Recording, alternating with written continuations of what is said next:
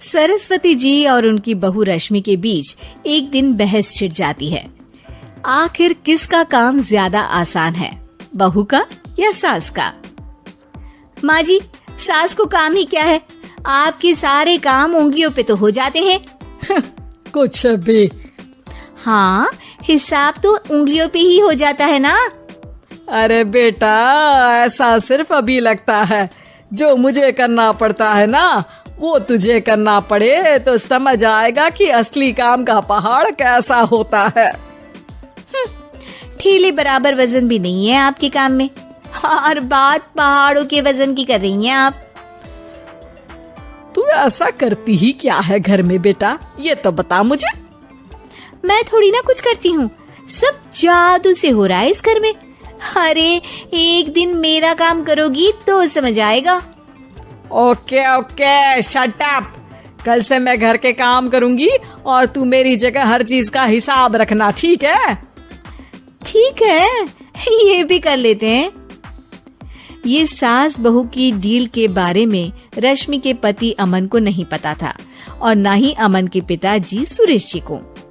पर गेहूं के साथ साथ जैसे घुन भी पिस जाता है, ये दोनों भी पीसने वाले थे। सुबह अमन उठकर रेडी होता है ऑफिस जाने के लिए, तो पता है उसके कपड़े नहीं निकले हुए हैं। अरे रश्मि, तुमने मेरे कपड़े नहीं निकाले? अपनी माँ से पूछो ना, उन्हीं का काम है ये। अमन अपनी माँ के पास जाता है। अब मेरे कपड़े आज आप देने वाले हो क्या माँ? हाँ, देना तो मुझे ही चाहिए, पर तेरी बहू ने कपड़े धोने ही नहीं डाले, तो कोई भी धुला हुआ कपड़ा नहीं है बेटा। हैं? ऐसा क्यों? कपड़े तो धोने आप ही देते हो ना माँ? अरे बहू ने तुझे बताया नहीं, अब हम अदल बदल गए हैं। मैं अब बहू और तेरी बीवी सास। अमन परेशान हो गया।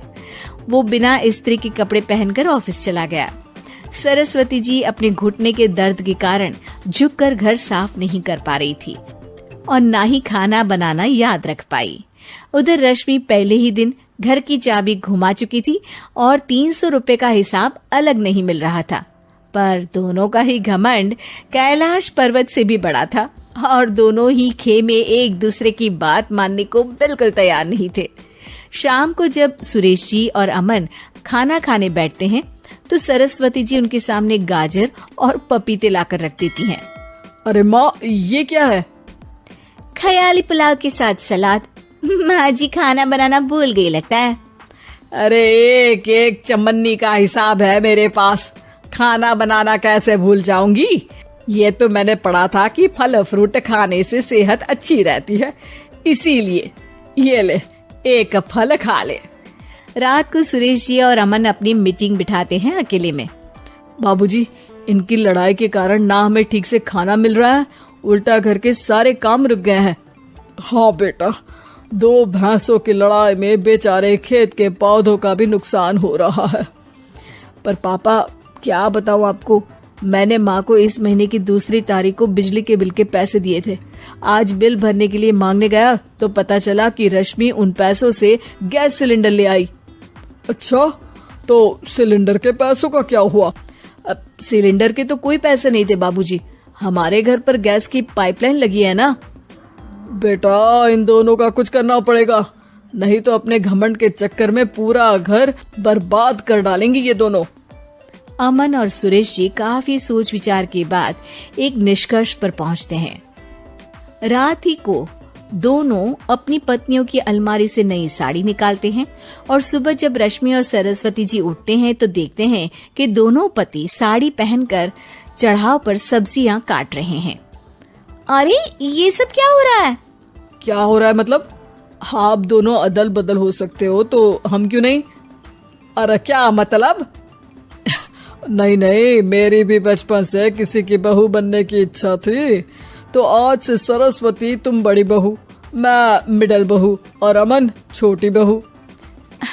अरे लेकिन सब घर पर बैठ जाएंगे तो कमाएगा कौन? ये घर कैसे चलेगा?